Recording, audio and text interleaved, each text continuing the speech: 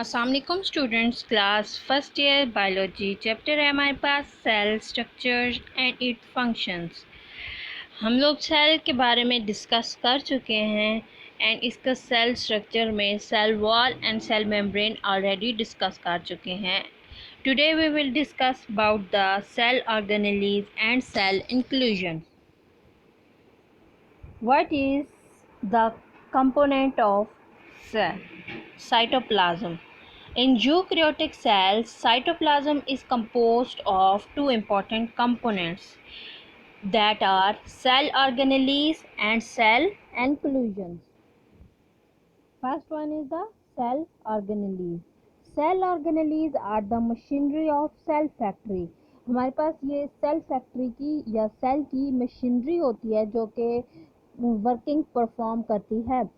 These are small functioning bodies that metabolize substances.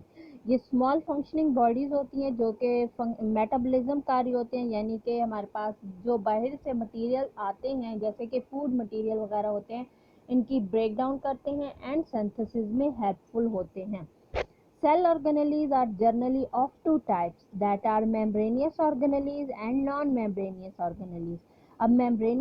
What are membranous organelles? Most of the cell organelles are surrounded by membrane like endoplasmic reticulum, Golgi complex, lysosome, peroxisome, glycosome, mitochondria, chloroplast, nucleus etcetera.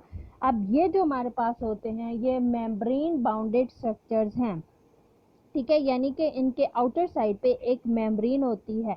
Next हमारे पास आते हैं non membranous organelles. Few cell organelles are not surrounded by membrane. कुछ हमारे पास होते हैं जिनके outer side पे मेम्ब्रेन नहीं होती, like ribosome, centriole, cytoskeleton, nucleus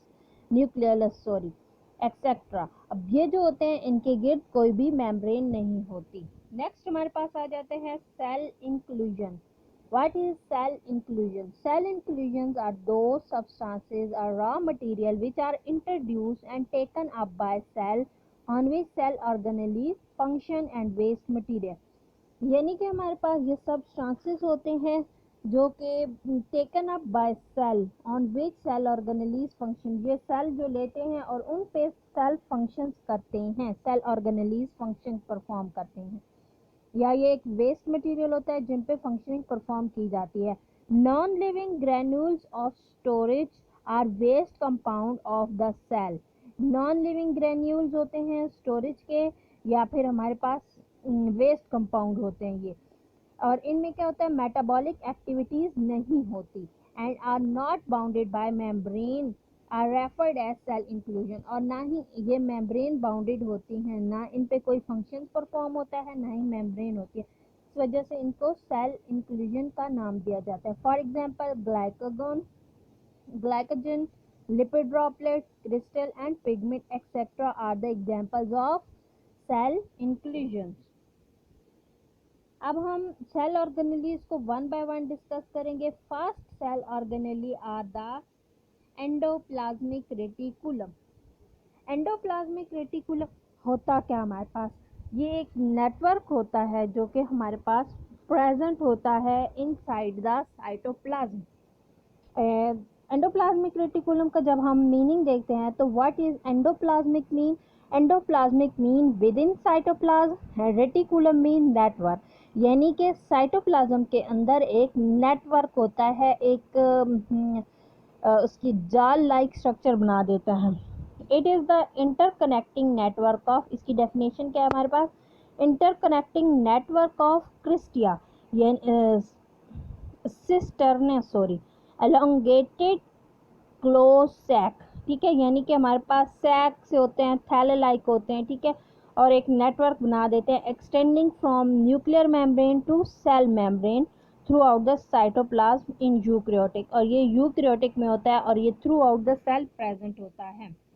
इसकी टू टाइप्स होती हैं, rough endoplasmic reticulum and smooth endoplasmic reticulum. अब हम जब इसकी डायग्राम देखते हैं तो आपको डायग्राम में न्यूक्लियस जो हो रहा है, न्यूक्लियर इन्वेलप है. उसके बाद हमारे पास ये जो आपको पिंक कलर का नज़र आ रहा है that are the rough endoplasmic reticulum, and जो ऑरेंज कलर है that are the smooth endoplasmic reticulum. अब ये देखें न्यूक्लियस पर्पल है, इसकी न्यूक्लियर इन्वेलप है, वहाँ से स्टार्ट हो रहा है और थ्रू आउट द साइटोप्लाज्म ये प्रेजेंट है। इसका अब हम स्ट्रक्चर में देखें, it is a system of channel, ये एक चैनल की तरह होता है, ठीक है, extending throughout the cytoplasm in all eukaryotes, और ये पूरे साइटोप्लाज्म में इस तरह एक्सटेंड हुआ होता है।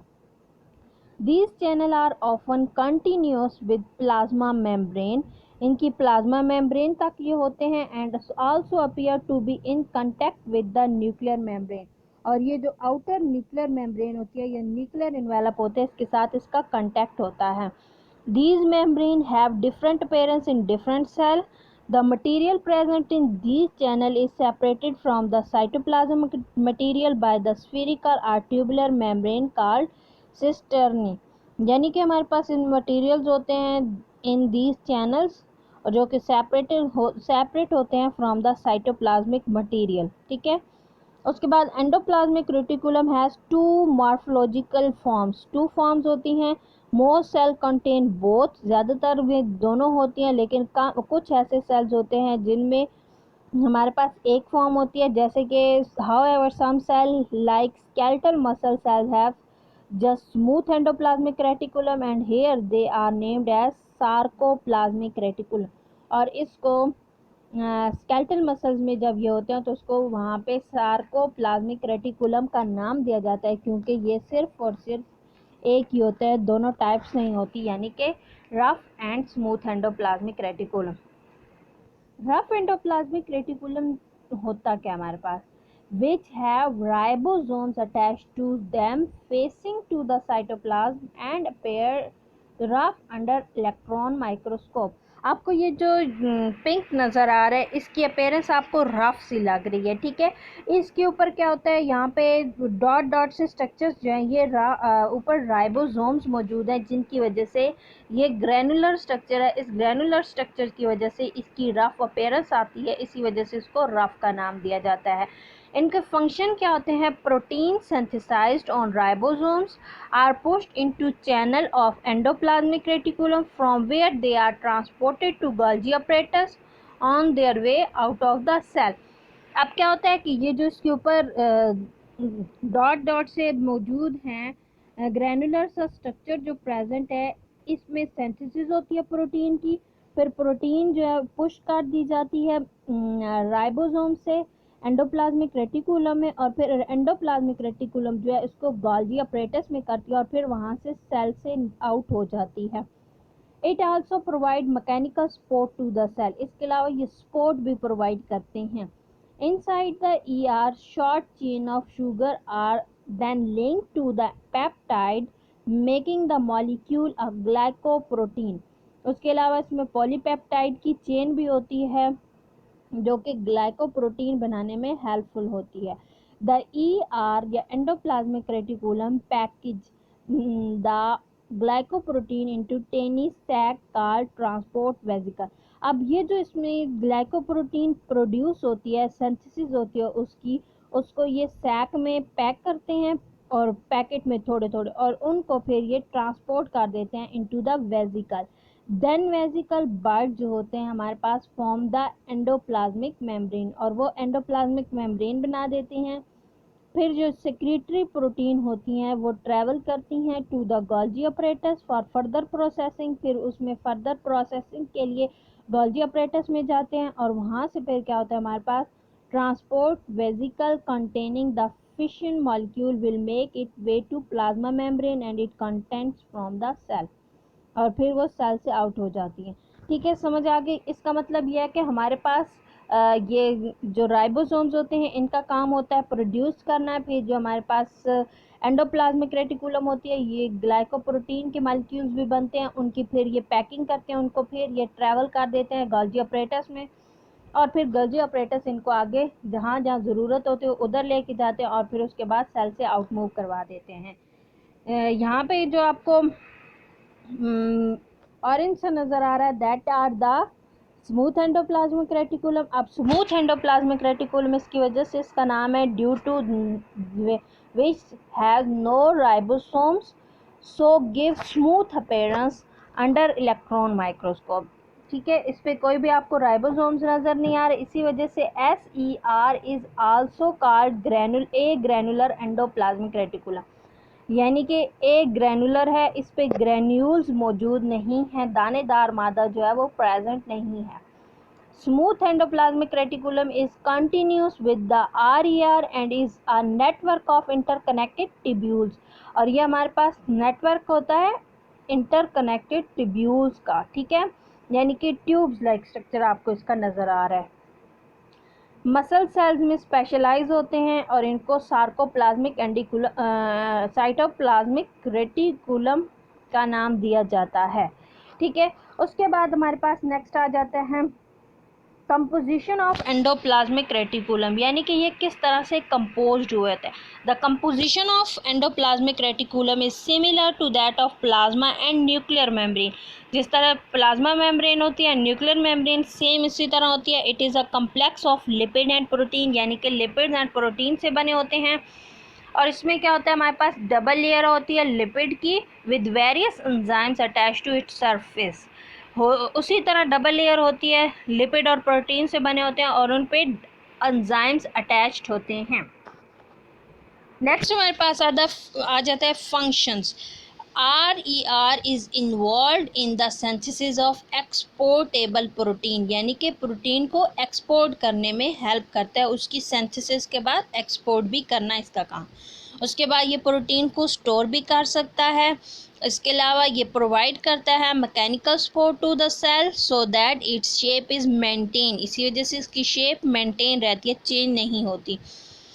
SER स्मूथ एंडोप्लाज्मिक रेटिकुलम जो होता है ये हमारे पास इन्वॉल्व होता है in the metabolism of different types of molecules. ये मॉलिक्यूल्स की डिफरेंट टाइप्स जो होते हैं उनकी मेटाबॉलिज्म में हेल्प करते हैं. कौन कौन से मॉलिक्यूल हैं, फॉर एग्जांपल लिपिड्स हो गया, फास्फोलिपिड्स हो गया, स्टीरॉयड हो गया, ऑयल हो गया एंड कार्बोहाइड्रेट्स. ये इन सारे मॉलिक्यूल की मेटाबॉलिज्म में हेल्पफुल होता है.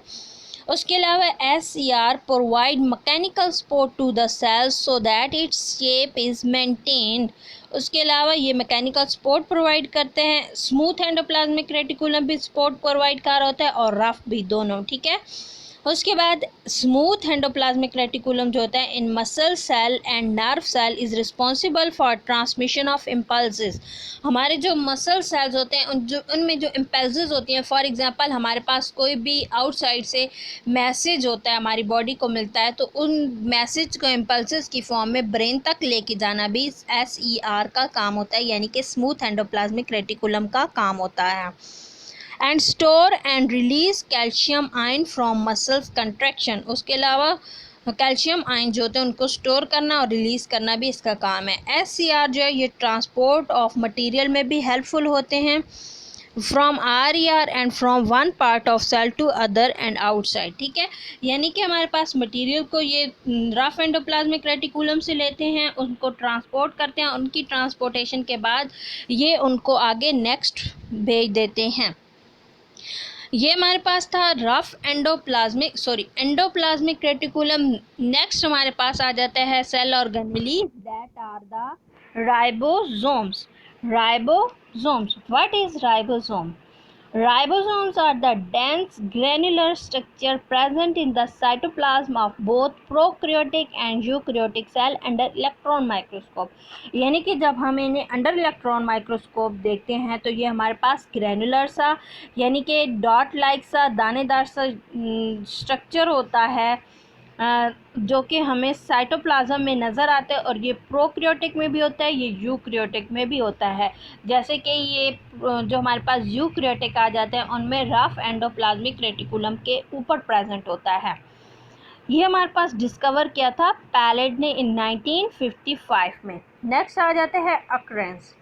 अक्रेंस इसकी क्या है, कहाँ पे ये मौजूद होते हैं? तो राइबोसोम्स इन यूकैरियोटिक में be found freely dispersed in the cytoplasm or attach to RER. यानी कि या तो ये साइटोप्लाज्म में फ्रीली मौजूद होगा या फिर रफ एंडोप्लाज्मिक रेटिकुलम के अटैच होगा. जब प्रोकैरियोटिक में हम देखते हैं तो ये जो राइबोसोम्स होते हैं ये found in mitochondria and chloroplast और इसकी 70 सब यूनिट वैल्यू होती है. ठीक है। नेक्स्ट हमारे पास आ जाता है स्ट्रक्चर। अब ये आपको डायग्राम में स्ट्रक्चर शो किया गया है, यानी कि हमारे पास राइबोसोम जो होते हैं ये रफली स्फेरिकल ग्रैनुलर स्ट्रक्चर होता है। ये इतना स्फेरिकल नहीं है, गोल नहीं है, सर्कुलर नहीं है, रफली सा सर्कुलर होता है। उसके बाद ribosomes are non membranous organelle. इसके आउटर साइड पे कोई भी मेम्ब्रेन नजर नहीं आ रही आपको। इन यूकैरियोटिक देयर आर 2 सब units of ribosomes.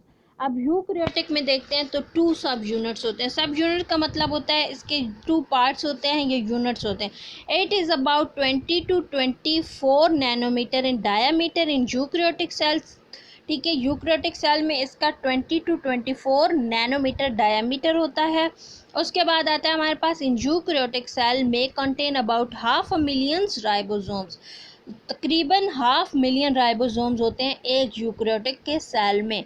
The large सब यूनिट होता है हमारे पास सेडिमेंट एट 60 एस। ठीक है, ये जो इसका अपर वाला रीजन आपको ऊपर नज़र आ रहा है ये 60 एस होता है, ये सेट ब्रेक होता है, यूनिट इसका है। ठीक है, एस सेट बर्ग है जो कि हमारे पास यूनिट है। यूज्ड इन अल्ट्रा सेंट्रीफ्यूगेशन में ये यूज़ किया जाता है। उसके बाद हमारे पास स्मॉलर सब यूनिट है सेडिमेंट का एट 40 एस, और जो नीचे वाला है ये 40 एस होता है। These subunit on attach form 80s in total, और ये 80s पे टोटल अटैच हुए होते हैं। ठीक है, उसके बाद and as it is so small hence they are the last organelle to the sediment in centrifugation. और जब हम सेंट्रीफ्यूगेशन करते हैं तो ये सबसे स्मॉलर होता है, इसी वजह से लास्ट में इसकी सेंट्रीफ्यूगेशन होती है। Eukaryotic ribosomes are larger ranging between 20 to 24 nanometre in diameter। ठीक है, उसके बाद हमारे पास आ जाता है इन प्रोक्रियोटिक सेल्स। प्रोक्रियोटिक सेल्स का मतलब होता है ये जो हमारे पास जिनमें न्यूक्लियस नहीं होता, बिफोर न्यूक्लियस जो सेल होते हैं उनमें क्या होता है, जो लार्जर सब यूनिट होता है सेडिमेंट का वो 50s होता है, और स्मॉलर जो होता है वो 30 होता है, और इनकी जब अटैचमेंट होती है तो ये 70s टोटल बनते हैं। इस तरह अटैचमेंट हुई होती है कि ये 70 सब यूनिट बना देते हैं। उसके बाद दिस अटैचमेंट जो है वो कंट्रोल होती है मैग्नीशियम आयन से एंड फॉर्मिंग साल्ट बॉन्ड, और ये साल्ट के बॉन्ड्स बना देते हैं। उसके बाद कहते हैं हमारे पास prokaryotic ribosomes are a bit smaller in diameter than eukaryotic ribosomes. ठीक है, ये स्मॉलर होते हैं राइबोसोम्स यूकैरियोटिक जो होते हैं उनसे। उसके अलावा राइबोसोम्स जो होते हैं ये जब हम इनको प्रोकैरियोटिक में देखते हैं तो ये माइटोकॉन्ड्रिया एंड क्लोरोप्लास्ट में मौजूद होते हैं। नेक्स्ट आ जाता है हमारे पास सिंथेसिस ऑफ राइबोसोम्स। तो राइबोसोम्स की सिंथेसिस कहाँ होती है, कैसे बनते हैं? न्यूक्लियोलस इज अ साइट, एक जगह होती है सेल के सेल का जो न्यूक्लियस होता है उसमें एक स्पॉट सा होता है, उसको न्यूक्लियोलस का नाम दिया जाता है। वहाँ पे जो राइबोसोम्स होते हैं उनकी सिंथेसिस होती है, और फिर वहाँ से इनको ट्रांसपोर्ट कर दिया जाता है to cytoplasm through the pore. Cytoplasm और सेल जो न्यूक्लियर इन्वेलप होता है न्यूक्लियस का, उसमें पोर्स होते हैं, उन पोर्स से इनकी ट्रांसपोर्ट हो जाती है और इनको सेंड किया जाता है साइटोप्लाज्म में। और फिर साइटोप्लाज्म में हमारे पास जहाँ जहाँ इन्होंने जाना होता है वहाँ पे ये जाके फैक्ट्री जो है उसके काम करते हैं एज अ प्रोटीन सिंथेसिस। ठीक है, नेक्स्ट हमारे पास आ जाता है कंपोजिशन।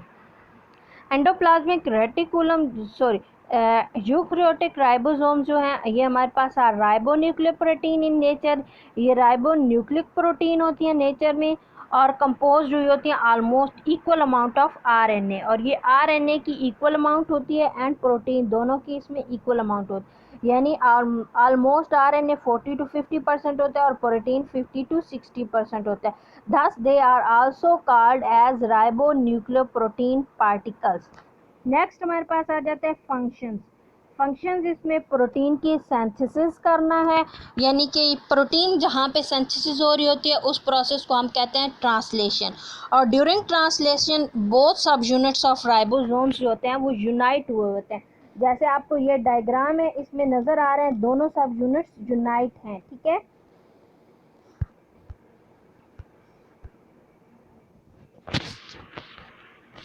और उसके अलावा हमारे पास polymers or polyribosomes means It act the group of ribosomes या हमारे पास attached to messenger RNA so as to form a complex for protein synthesis is called polysomes or polyribosomes. जब ये हमारे पास राइबोसोम्स के साथ अटैच होते हैं मैसेंजर आर के साथ, तो एक कम्प्लेक्स बना देते हैं, उसको पोलीसोम्स या पोलीराइबोसोम्स का नाम देते हैं. आपको ये जो डायग्राम है इसमें नज़र आ रहा है, उसमें एक थ्रेड लाइक स्ट्रक्चर भी है, तो उसमें ये जो हमारे पास है मैसेंजर आर के साथ अटैच है और ये पोलीसोम्स बना रहे. In this way several copies of some same polypeptide can be produced in very less time. और इसी तरह की ये जो हमारे पास ये डायग्राम है, इसमें ब्लू से जो है आपको मैसेंजर आ रहे नज़र आ रहा है, इसके ऊपर बहुत सी कॉपीज़ जो हैं इनकी अटैच्ड होती हैं राइबोसोम्स की. इसी वजह से इनको पोलीसोम्स या पोलीराइबोसोम्स का नाम दिया जाता है. ये था हमारे पास आज का टॉपिक. नेक्स्ट हम इंशाल्लाह डिस्कस करेंगे गोल्जी अपरेटस.